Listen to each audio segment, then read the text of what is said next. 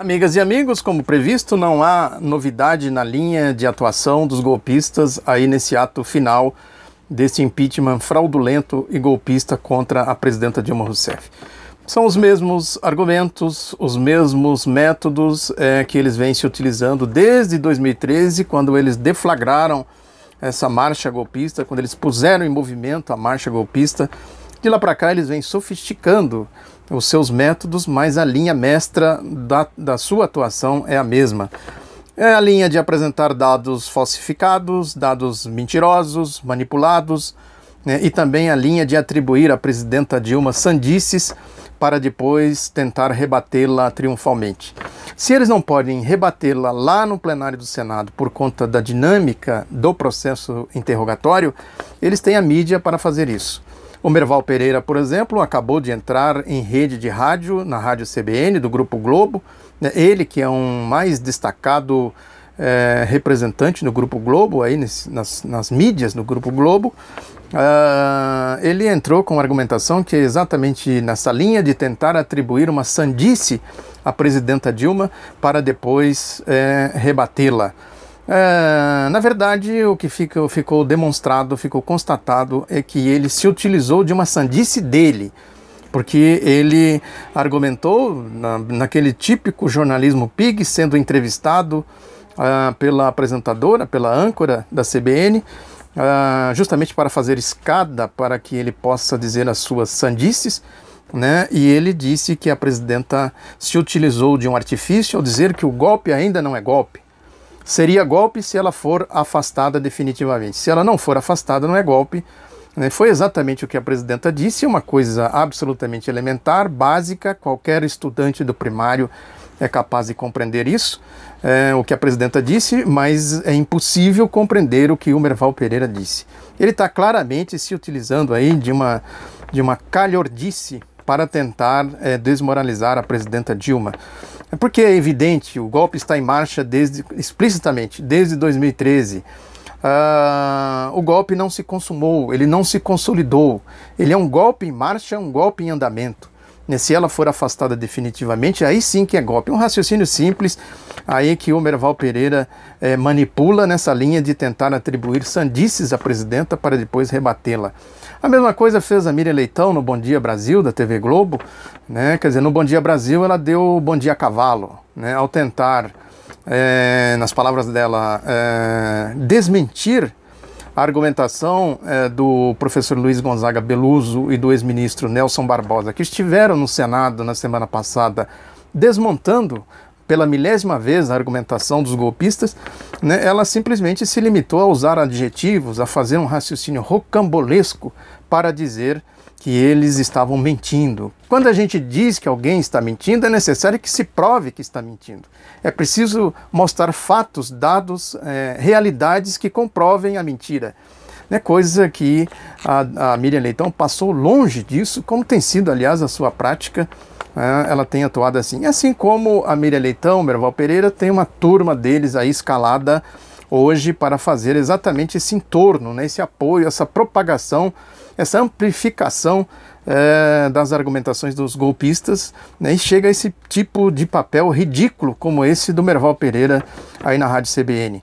A Folha também se utiliza desse artifício, dizendo que é um fla-flu, quem é contra e quem é a favor, a presidenta Dilma, como se tivesse aí um juiz por cima de tudo, que iria arbitrar, que iria dizer quem está certo e quem está errado. Quer dizer, não é nada disso, não tem fla-flu nenhum, como se eles não estivessem ao lado dos golpistas, como se eles não fossem a direita golpista, né? A Folha, inclusive, dizendo aí com essa argumentação do fla-flu. O que existe, na verdade, são diferenças políticas, ideológicas, métodos de se fazer políticas, de se compreender a sociedade completamente diferente um do outro. A direita, a elite, que é uma coisa histórica no Brasil, vem do Brasil colônia, né? Já falei muito disso aqui, quer dizer, é luta de classes, não tem fla-flu nenhum aí.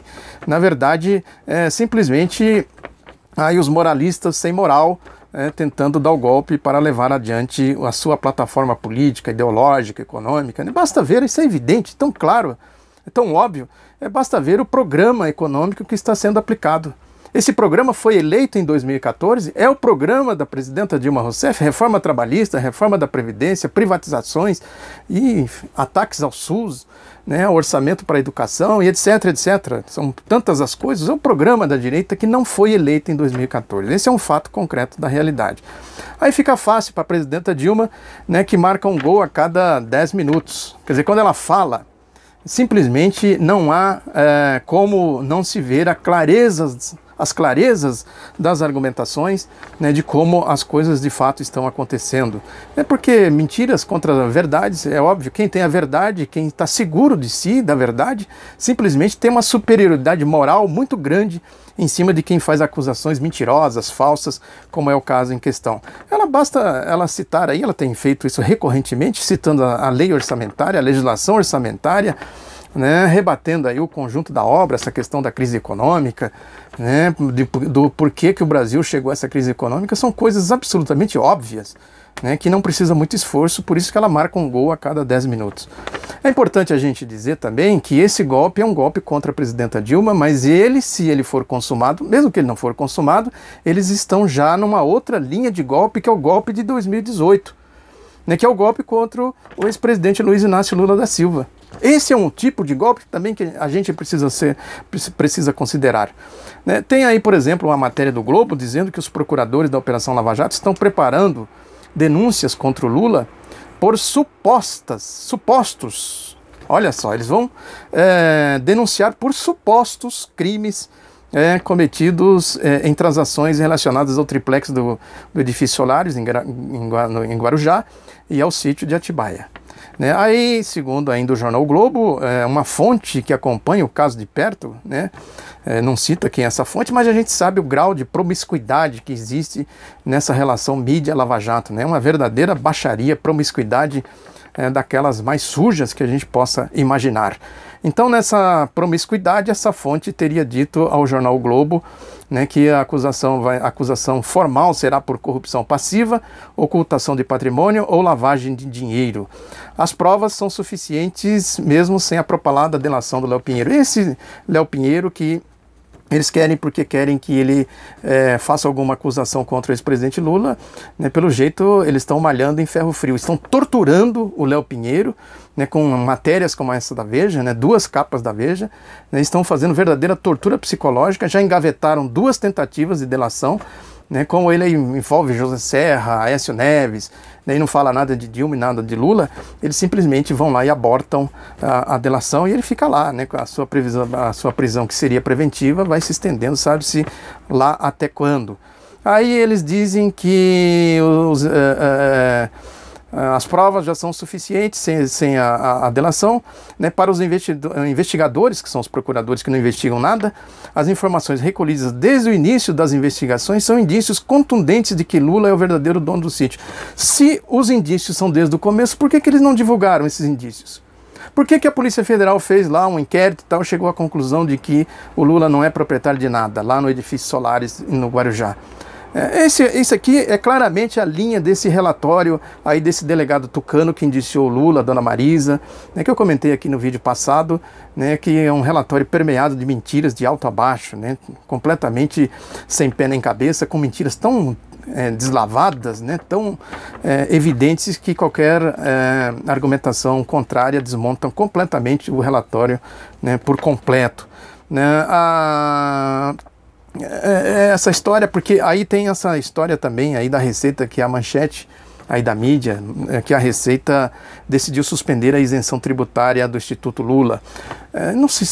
Eles divulgam a notícia, mas não divulgam as informações. Como que eles chegaram a essa conclusão, por quê, né, com qual prova? Claramente aí a Receita também entrando aí como linha auxiliar desta pantomima aqui que eles vão tentar indiciar o Lula conforme essa fonte dessa promiscuidade Globo Operação Lava Jato. A questão é simples, é tão desavergonhada, né, que a gente fica até sem saber por onde começar, que são tantos fatos, tantas evidências de fraude, de mentiras, né, de politicagem, né, porque o que eu anotei aqui é que a Receita Federal tem muitas coisas que ela poderia ir atrás. né, tem dados de outros institutos, né, semelhantes ao do Lula, né, com operações muito piores, né, evidências de sonegação deslavada, como é o caso do Grupo Globo, né, da TV Globo, né, o caso aí da Operação Zelotes, do Triplex, esse de verdade, lá de Paraty, da família Marinho, da dona das organizações Globo, e vai por aí afora. Por que a Receita não faz, por exemplo, uma vistoria nos departamentos privados dos bancos, né, naquelas contas CC5, a história lá da Operação Banestado que o Sérgio Moro varreu para debaixo do tapete, né, que envolve bilhões, né? Eu já falei disso aqui, até pus o vídeo aqui para vocês acompanharem, né, a quantidade de coisas que a Receita poderia investigar e vai exatamente onde ela acha que vai ter mídia, que vai ter manchete, né? Aí claramente já uma conformação golpista para tentar tirar o Lula da sua atividade política democrática, né, da sua vida política democrática. Eu poderia também visitar aí as auditorias que os ex-secretários da Receita, Osiris Lopes e Everardo Maciel, fizeram, né, constatando verdadeiros absurdos. Está aí, tem um artigo meu que está na internet, basta uma busca rápida no Google, né, sobre a verdadeira corrupção, né, a arte da sonegação, para a gente ver exatamente onde está a sonegação, onde está a corrupção, né, que a Receita deveria ir atrás e, no entanto, né, está se lançando aí também como uma das cabeças dessa hidra que persegue o ex-presidente Lula, né, com seu hálito venenoso, segundo a lenda grega. Teve a CPI no Senado sobre sonegação, né? Tem dados de monte aí para que a Receita fosse atrás, que a Receita poderia ir atrás e simplesmente eles passam por cima, né? Quer dizer, uma atitude muito estranha, né? Quer dizer, quando a Receita quis fazer alguma coisa, como é o caso aqui do Osiris Lopes e do Everaldo, ou ex-secretários da Receita, né, as descobertas são fantásticas, né?